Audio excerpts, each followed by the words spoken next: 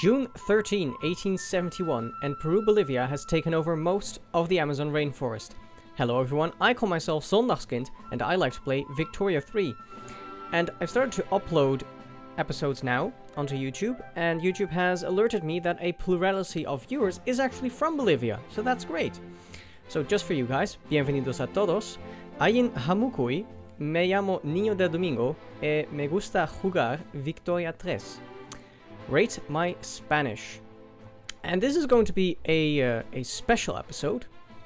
Another intermezzo, where I'd go just through the unpause things, and there's going to be a little drama, a little intrigue here. So let's go for it. The peace deal was signed in Belém, but as our generals Eduardo de la Cruz and Enrique Rebolledo were on their way there, they got a message from the capital.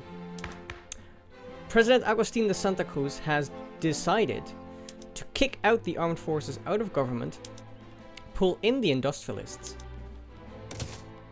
and to make Enrique Rebolledo his Minister of Infrastructure.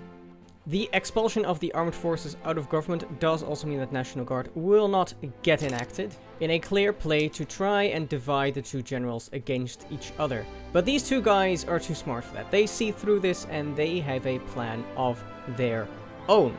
The plan is called Operation Northern Estuary and consists of 6 points that the generals see as mutually beneficial for their interest groups, but also, in their eyes, for the entire country.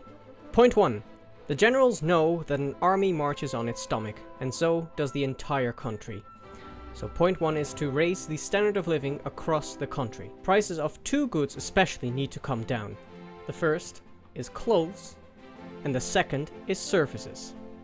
The second point is to make the market of Peru-Bolivia more reliable and autonomous.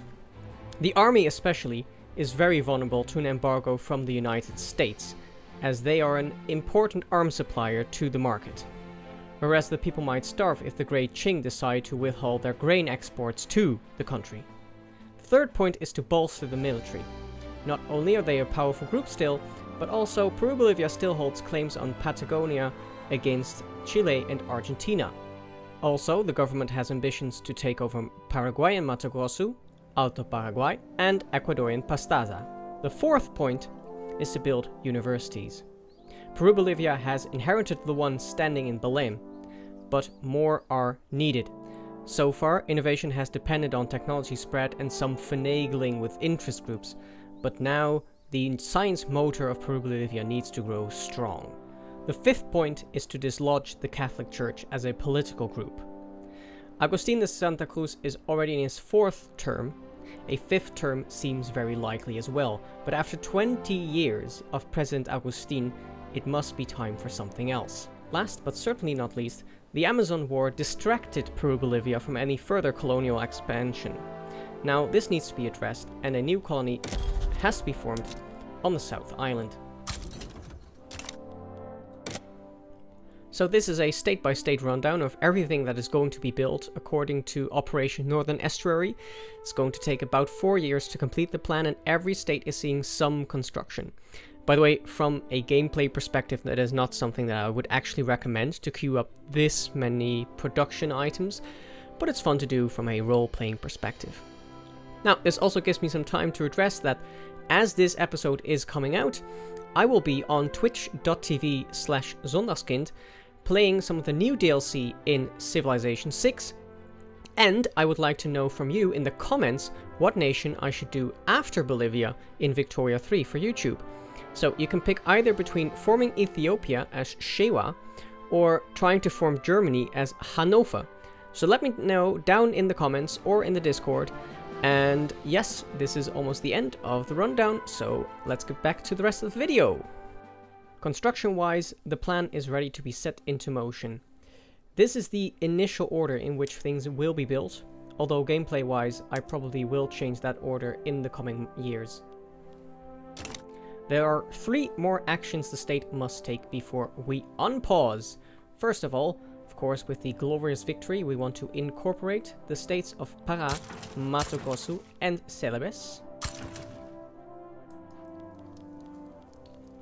Then, in order to execute the plan of dislodging the Catholic Church, The leader of the Industrialists, Adolfo Blanco, proposes to bring the intelligentsia into the government, led by Teresa de la Santa Cruz, and they will attempt to enact freedom of conscience. And lastly, a couple trading routes will be established to solve the initial shortages.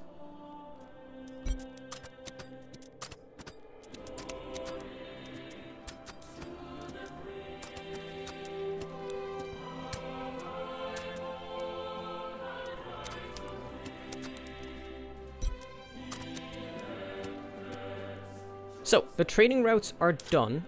We are completely ready to unpause. And I have to say, this video was a lot of work, a lot of editing work. So, especially for this one, likes are hugely appreciated. And in any case, you can always subscribe and comment and let me know how you like this video.